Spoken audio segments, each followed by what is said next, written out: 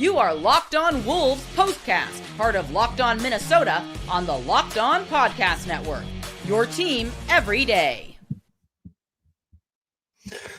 The fun rolled down to Target Center on Tuesday night before the holidays as the Wolves closed a 5-game homestand on a high note, welcoming back old friend Karl-Anthony Towns to downtown Minneapolis and taking on the injury-depleted Knicks. But they do get the victory, 115-104. The Wolves are now 10-2 since that 3-game losing skid heading into Thanksgiving, which ties the best record in the NBA over that span, pushing the Timberwolves record to 20-10 through 30 games. What's going on? Back at it tonight for another Wolves postcast right here on the Locked On Sports Minnesota Network, all part of the Locked On Podcast Network, which, thanks to all of you, is now the #1 sports podcast network nationwide.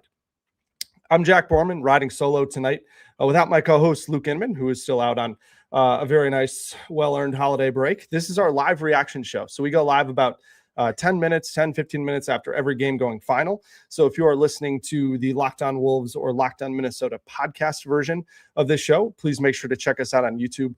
Subscribe there on both the Locked On Wolves and Locked On Minnesota YouTube feeds so you can get notified when we do go live every night. And please be sure to give our guy Ben Beacon a follow, who does a great job hosting the Locked On Timberwolves Daily Show. And subscribe there wherever you get your podcasts, as well on the Locked On Wolves YouTube. All righty. So we'll get into our player of the game, turning point, and what we'll be talking about. But first, off the top, both these teams coming into tonight red hot. Timberwolves 9-2 in their last 11. The Knicks are 12-2 in their last 14, which includes a great run in the NBA Cup, winning the NBA Cup title in Vegas last week. The Wolves were playing this game without Jaden McDaniels, who has a left oblique contusion. My sense is that he will be back on Christmas night in Denver. So it should be a short absence for Jaden. And Joe Ingles did not play in this game for personal reasons. So hope everything is all good with Joe and his family. And then the Knicks were down 5 rotation guys, headlined, of course, by Jalen Brunson and OG Anunoby, who will be back for the Christmas Day game on Thursday. And they were also without Deuce McBride and Landry Shamet, who have both been out for extended absences. And then Gershon Yabusele as well, who's out tonight with an illness. So it made for a lot of Karl-Anthony Towns, who got a really nice reception in introductions here at Target Center as the first Knick that was announced. And he dominated this game early for the Knicks. He had 14 points in that first quarter, 14 of their first 24. Anthony Edwards also got off to a really nice start, scoring at the rim, had 13 points, made 4 free throws as well. The Wolves won 12-3 on the three-point line in the opening frame, while the Knicks won 20-12 in the paint, kind of contrasting styles there. But it was really up and down. These two teams combined for 15 fast break points in the opening frame, and it kind of continued on that way. It was fun to see Bones Highland kind of thrive in that kind of chaotic environment once we got into the second quarter. He made 3 3-pointers in the first 4 minutes, which extended the Timberwolves lead out to 16 points. As part of a 13-0 Timberwolves run. And at this point, the Knicks were -4 with Karl-Anthony Towns on the floor and -10 with him off. It felt like they just had no real bankable offense without Karl on. But the Knicks did go on a 16-5 run to cut the lead to 5. But as we all know too well, Karl-Anthony Towns picks up his 3rd foul, has to head to the bench. And then at this point, he has 24 of the Knicks' 46 points. The Wolves just did not really have an answer for him as a driver. He wasn't really shooting the 3 ball very much. It was just a lot of getting into the paint, putting his head down and barreling through either Julius Randle or Naz Reid or Rudy Gobert, and then getting to the free throw line as well. He had 11 free throw attempts in this game. And then again, once Karl-Anthony Towns exits in that second quarter, Mikal Bridges, Jordan Clarkson hit some big threes to cut it to 1, but Dante DiVincenzo closes the half really strong, hits a 3, has a really nice rebound and pushes it for a transition opportunity that results in a Rudy Gobert dunk to get the lead out to 6 at halftime. Karl has 24 at half and has 18. Rudy Gobert almost has a double-double of 8 points and 9 rebounds. At the break is a plus 14. The Wolves start the third quarter on a 6-0 run that pushes it to a 12-point lead. Karl-Anthony Towns tries to throw down a crazy dunk on Rudy Gobert, which was awesome. Rudy blocked it, and then Karl drew a 3-shot foul to kind of get his lick back there. And then the Wolves were just kind of out of it offensively from there. I think the Knicks just kind of chipped away on a 15-3 run over a 4-minute span. The Wolves were 1 of 7 in this stretch, committed a lot of fouls. The Knicks were in the bonus midway through the quarter. got a couple of non-shooting foul free throw trips, but then Anthony Edwards really starts to cook, especially once Karl-Anthony Towns leaves the game. Scores tied at 71 apiece with about 4.5 minutes left. Wolves play through Ant really well, especially in the mid-range. He cooks as part of a 16-point quarter. And then Jalen Clark hits a huge buzzer beater three at the end of the third quarter. And then in the fourth quarter, it was just all Julius Randle. He had 17 points in that fourth quarter. He had 15 straight at one point.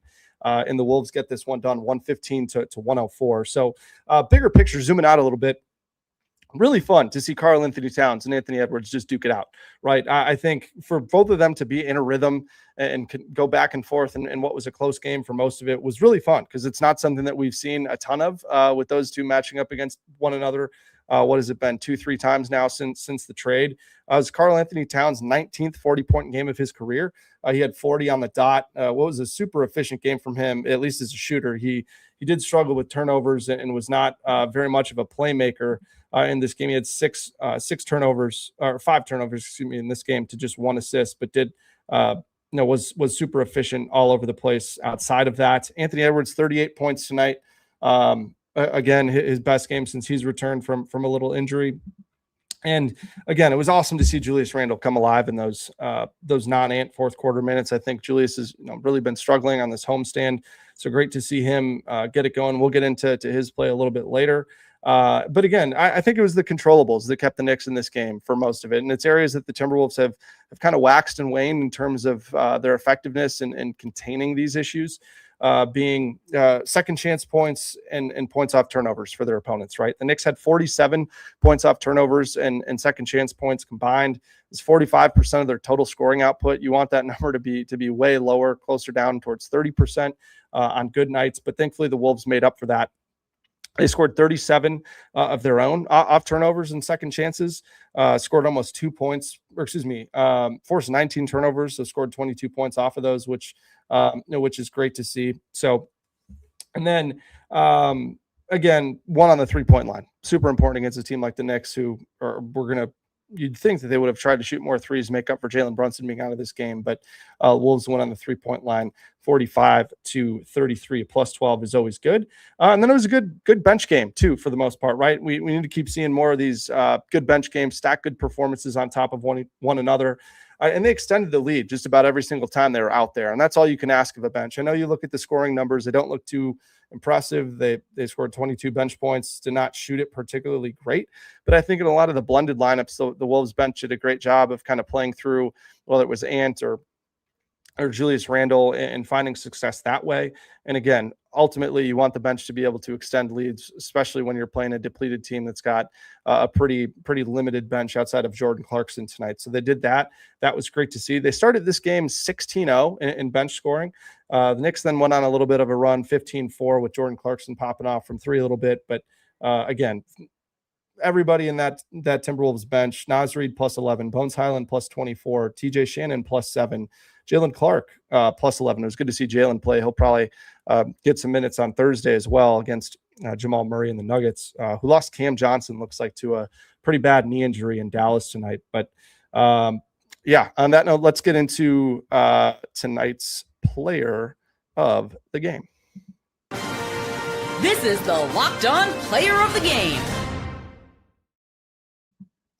Yeah, no surprise here. Anthony Edwards is our player of the game tonight. 38 points to lead all Timberwolves scores, 15 of 27 from the floor, 4 of 10 from 3, 4 of 6 from the free throw line, and 5 stocks to top it off. Was great. I just thought, again, what I love about Anthony Edwards is he has such a good feel for when this team kind of needs him to take control of the game, especially at Target Center, where he has this crowd in the palm of his hand basically every single night and knows exactly when to play up to it. And that third quarter was a really pivotal time, right? I think the Wolves are just kind of letting the Knicks hang around. No one outside of Ant really had anything going offensively, at least consistently to that point. And then he got it. I just like the progression of Ant's night as a scorer. He really got started at the rim, which was good to see.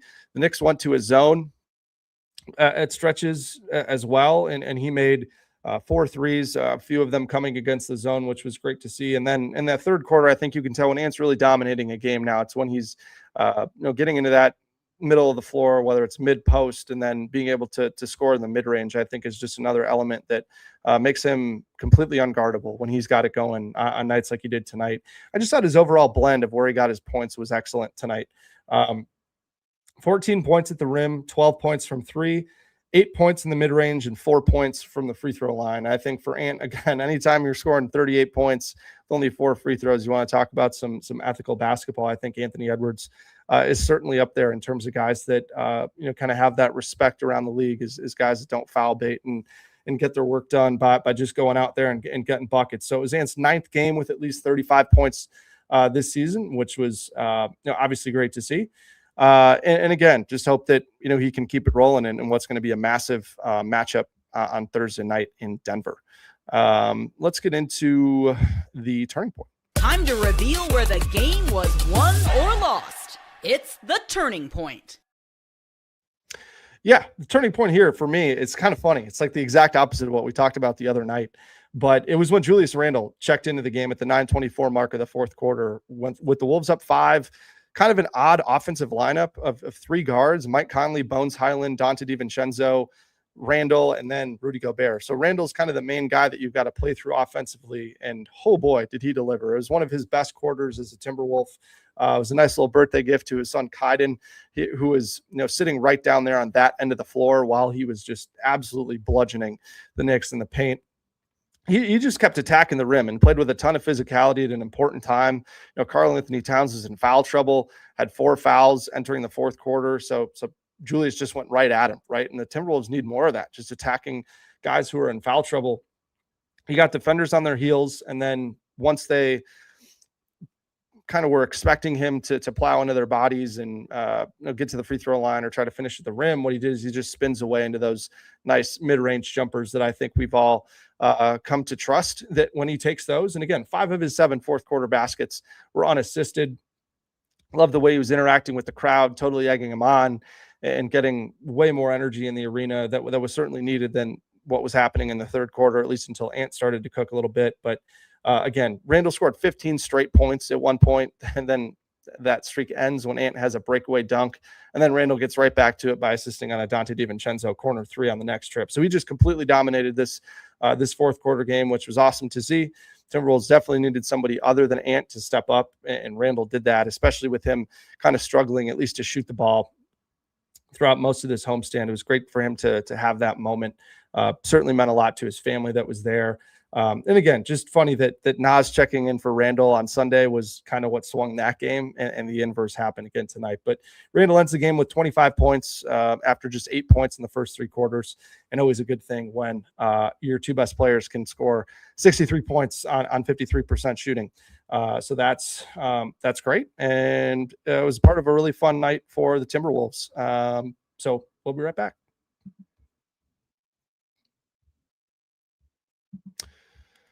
Tonight's show is brought to you by FanDuel. NFL Sundays move fast. One big play, and suddenly everything feels different. That's what makes live betting with FanDuel so exciting.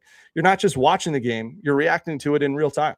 With FanDuel, you can place bets as the action unfolds. Every drive, every momentum swing, every highlight moment.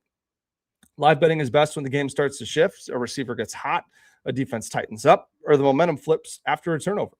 FanDuel lets you jump into the moment with live spreads, money lines, and player props that adjust instantly.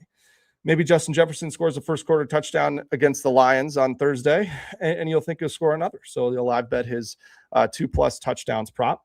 Or maybe Jahmyr Gibbs rips off a big run, but you think Brian Flores and his defense kind of clamp down. So you bet Jahmyr Gibbs live rushing under prop. So if you want to be right in the middle of the action this season, visit FanDuel.com and place your NFL live bets all season long. FanDuel, the game moves fast, and so can you.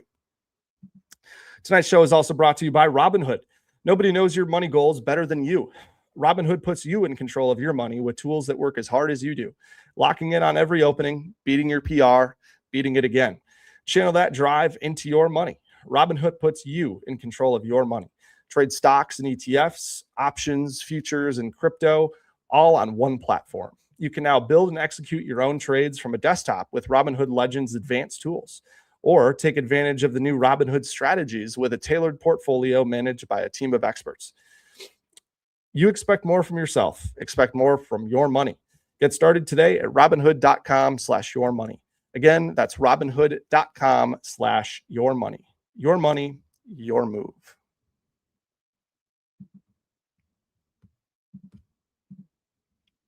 All right, getting back into it.